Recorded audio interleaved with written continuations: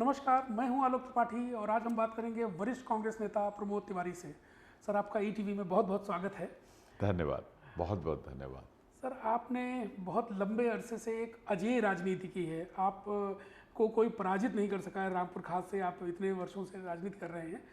आपने कांग्रेस का स्वर्णिम दौर देखा है और ये जो आज की स्थिति है, जो सबसे खराब स्थिति कहा जा सकता है, ये स्थिति है। क्या कारण मानते हैं आप?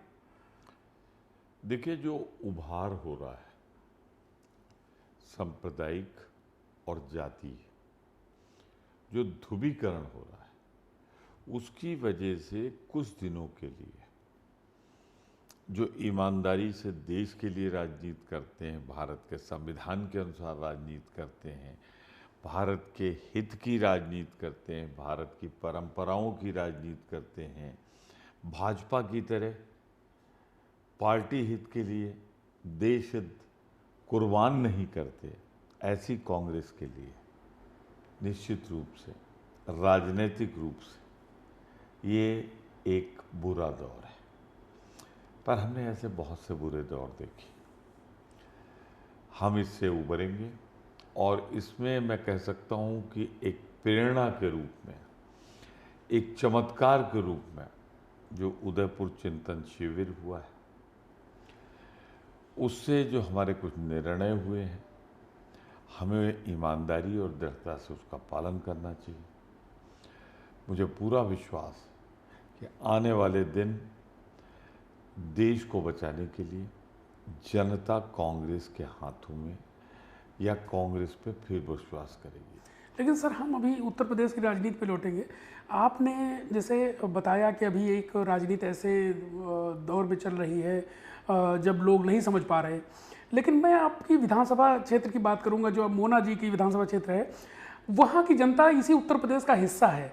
वहाँ के लोग क्यों विकास की राजनीति को समझते हैं और बाकी उत्तर प्रदेश के लोग क्यों नहीं समझ पा रहे हैं कि विकास की राजनीति भी कुछ है? देखिए, मैं तो कहूँगा कि जन्म में माँ बाप ऐसे मिले जिन्होंने मुझे, मेरा परिवार ऐसा रहा, मेरी बेटियां ऐसी रहीं, पर सबसे ज़्यादा मैं सौभाग्यशाली हूँ कि मुझे रामपुर खास जैसा निर्वाचन क्षेत्र मिला, जहाँ लोग मुझे नेता समझ के बात नहीं करते, जहाँ लोग मुझे राजनीतिक रूप से नहीं देखते चश्मे से, वो मुझे अपना समझ के बात करते हैं, प्यार देते हैं, विश्वास देते हैं। और मैंने अपनी क्षमता पर एक आदर्श क्षेत्र कैसा हो रामपुर खास बनाया। इसके लिए कभी कभी मुझे कड़वी बातें भी कहनी पड़ती हैं, बहुत से लोगों को पसंद नहीं आती, लेकिन मैं चाहता हूं कि हिंदुस्तान में विकास के मामले में, संविधान के अनुसार सबको साथ लेकर चलने के मामले में रामपुर खास एक नज़ीर और मिसाल बने पूरे हिंदुस्तान के लिए कि यहाँ की जनता है जो विकास की बात करती है, देश की बात करती है, वो जाति और धर्म से प्रेरित होकर मतदान नहीं करती। मुझे फख्र है और मैं सैल्यूट करता हूँ रामपुर खास के रहने वालों को। कांग्रेस क्यों नहीं रामपुर खास को एक रोल मॉडल की तरह पेश करती है कि एक यहाँ के लोग हैं और यहाँ का विकास आपकी पार्टी ने किया है, आपने ही किया है? तो उत्तर प्रदेश में रोल मॉडल की तरह क्यों नहीं इसको लेके बात करती है पार्टी? देखिए, रोल मॉडल तो मैं नहीं कहता रामपुर खास को जी। लेकिन निश्चित रूप से एक राजनीतिक के जीवन में दो रूप होते हैं, एक चुनाव के पहले का और एक चुनाव के जीतने या हारने के बाद का। मैं सिर्फ इतना कहना चाहता हूँ, संदेश देना चाहता हूँ। चुनाव के पहले लोग कहते हैं कि आप भगवान हैं मतदाताओं से, आप मेरे देवता हैं, आप मेरा खुदा हैं, परवरदिगार हैं, और चुनाव के बाद, जीतने के बाद खुद बैठ जाते हैं भगवान और परवरदिगार बन के, या हारने के बाद गालियाँ देते चले जाते हैं। हमें इससे निकलना पड़ेगा। चुनाव के पहले भी जनता भगवान थी, चुनाव जीतने के बाद भी जनता भगवान होती है, और चुनाव हारने के बाद भी जनता का निर्णय भगवान का निर्णय होता है। तो हमें समान रूप से मतदाताओं के प्रति आदर का भाव रखना चाहिए, विकास के लिए अपना हित कुर्बान करना चाहिए, उनकी तरक्की के लिए अपना कुर्बान करना चाहिए। मैं तो फिक्र नहीं करता, चुनाव जिस दिन से ख़त्म हुआ, जीते, शुरू हो गया मैं। सर अभी एक ज्ञानवापी वाला प्रकरण चल रहा है वाराणसी का, इस पे कांग्रेस पार्टी का क्या स्टैंड है, आपका क्या मत है? देखिए, ये मामला पूरी तरह से न्यायालय में, सुप्रीम कोर्ट से लेकर वाराणसी की कोर्ट तक। भारत के संविधान में 1991 में एक कानून बना है, उसकी व्याख्या होनी है सुप्रीम कोर्ट में। तो ऐसे मौके पर जब कोई चीज़ सुप्रीम कोर्ट में हो, या मैं तो कहता हूँ कि वाराणसी के न्यायालय में हो, तो मुझे पूरी उम्मीद है कि जो आज देश का कानून है, संविधान सम्मत जो कानून है, उसकी व्याख्या तक हम लोगों को नहीं बोलना चाहिए। ये पक्षकार बोले, वकील बोले, पर राजनीतिज्ञों को उससे दूर रहना चाहिए। लेकिन मैं आरोप लगाता हूँ, दृढ़ता के साथ आरोप लगाता हूँ और चुनौती के साथ आरोप लगाता हूँ कि भारतीय जनता पार्टी की सरकार हर मोर्चे पे असफल हो गई। महंगाई 15.8% आज 31 साल का रिकॉर्ड तोड़ रही है। बेरोजगारी 46-47 साल का रिकॉर्ड तोड़ रही है। पूंजी निवेश देश में नहीं हो रहा, लोग यहाँ से समेट कर भाग रहे हैं। सिर्फ 2 परिवार और 14 घराने इस देश में उनकी संपत्ति बढ़ रही है। साधारण गरीब आदमी की संपत्ति कम हो रही है, मध्यम वर्ग पीड़ित हो रहा है। तो देश को टुकड़े टुकड़े में बेचा जा रहा है। उससे ध्यान हटाने के लिए भारतीय जनता पार्टी सत्ता का भी दुरुपयोग कर रही है, संगठन का भी दुरुपयोग कर रही है और संस्थाओं का भी दुरुपयोग कर रही है। इसीलिए उन्होंने एक नया सुबह छेड़ा है, क्योंकि अयोध्या के बाद उनके हाथ से तोते उड़ गए हैं। उनके पास कोई भावनात्मक मुद्दा नहीं है, तो ढूंढ रहे हैं। कभी ताजमहल का दीदार करने चले जाते हैं, कभी कुतुब मीनार की ऊंचाई देखते हैं, कभी ज्ञानव्यापी में चले जाते हैं। तो भाजपा अपनी असफलताओं से ध्यान हटाने के लिए पूरी सरकार की और संगठन की ताकत उठा लगा। सर आपके भी एक बड़े नेता प्रमोद कृष्णम जी हैं, उन्होंने भी अभी कहा कि ताजमहल हिंदुओं को सौंप देना चाहिए सरकार को, कुतुब मीनार और ये भी हमको दे देना चाहिए। इस पे आप क्या कहेंगे? मैंने उनका कोई बयान ऐसा नहीं सुना है, न देखा है, पर ज़रूर प्रमोद कृष्णम जी का बयान को मैं कहना चाहूँगा कि ये हमारी पार्टी की लाइन नहीं। हमारी पार्टी की लाइन वो नहीं है, अगर ऐसा बयान उन्होंने दिया है। पार्टी का लाइन जो थी मैंने आपके सामने रखा।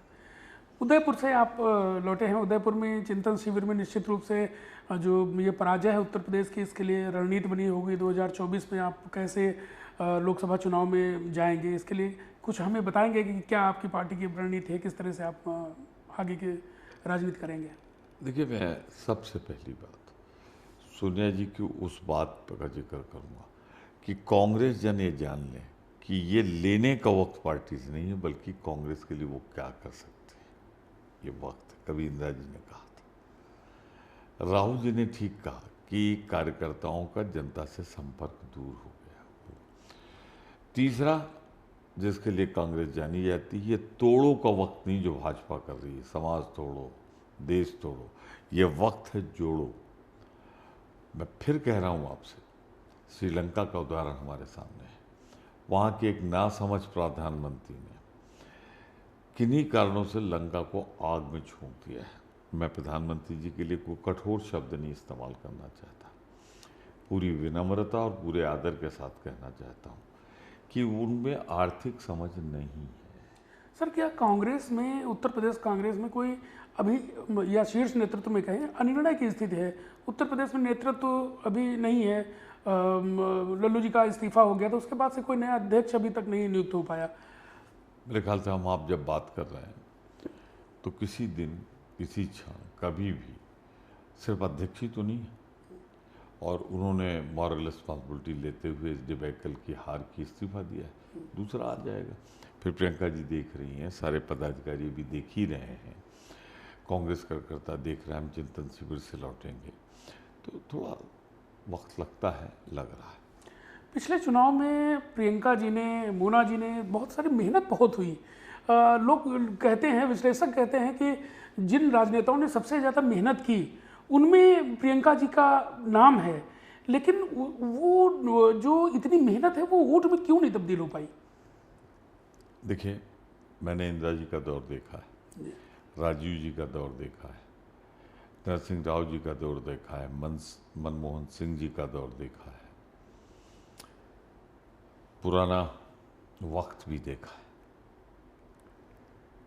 मैं एक चीज़ कहूँ, ये कांग्रेस का भाग्य है, सौभाग्य है कि प्रियंका गांधी के रूप में उसे दूसरी इंदिरा गांधी वापस मिल गई है। हाथरस बड़े बड़े नेता विरोध पक्ष के आराम फरमा रहे थे, वो दौड़ी दौड़ी गई, गिरफ्तार हुई, फिर भी दोबारा गई। लखीमपुर जाते वक्त सीतापुर में 3 दिन जेल में रही किसानों की पीड़ा सहते हुए। सोनभद्र में जब किसान मारे गए, पहली पहुंचने वाली महिलाओं को एक करके बड़ी ज़बरदस्त विशाल जनसभाएं की, जहां पीड़ा देखी, करुणा देखी, पहुंच गई। तो इतना मेहनत उन्होंने की और मोना जी ने उनका भरपूर साथ दिया। मोना दिल से साथ देती है। सर, एक आखिरी सवाल आपसे लेना चाहेंगे कि आपका बहुत विशाल अनुभव है, आपने सभी दौर देखे हैं यहाँ पे राजनीति होता है। ये जो ध्रुवीकरण का दौर चल रहा है और अंततः कीमत तो जनता को ही चुकानी होती है, तो ये आप ये दौर कहाँ जाके रुकेगा, क्या देखते हैं आप? देखिए, मैं समझाऊंगा आपको। वो भी तो एक दौर था। जब आज हम विधानसभा में 2 सीट पे बैठे हैं, तो भाजपा को भी मैंने अपनी आंखों से पार्लियामेंट में 2 सीट पे बैठे देखा। आप कह रहे हैं कांग्रेस के कई नेता हार गए, लल्लू जी हार गए, तमाम बड़े बड़े नेता हार गए। अरे हमने तो अटल बिहारी वाजपेयी जी को 84 में हारते देखा है। उनसे बड़ा तो सर्वकालीन विपक्ष का इतना बड़ा नेता कोई नहीं हुआ है। लुकप्रिय, गजब का वक्ता। तो अगर 2 से भाजपा आज देश में केंद्र में सरकार बना सकती है और 18-19 राज्यों में प्रत्यक्ष परोक्ष रूप से उनकी उपस्थिति है, तो कांग्रेस का तो संगठन रहा है, इतिहास रहा है, नीतियां और सिद्धांत रही हैं। ऐसा लोग उबेंगे, ऐसा लोग नफरत करेंगे भाजपा से। ये महंगाई, बेरोजगारी, ये नौजवान, जहां भावनाओं की ये चादर हटी, कांग्रेस का स्वर्णिम भविष्य इंतजार कर रहा है। और जो कांग्रेस का स्वर्णिम भविष्य होगा, वही भारत का और उत्तर प्रदेश का स्वर्णिम भविष्य होगा। सर, हमसे बात करने के लिए बहुत बहुत धन्यवाद। ये थे प्रमोद तिवारी जी, जिनसे हमने बात की कांग्रेस की स्थिति पे, उनकी तैयारियों पे। कैमरामैन विजय के साथ मैं आलोक त्रिपाठी, ETV भारत, लखनऊ।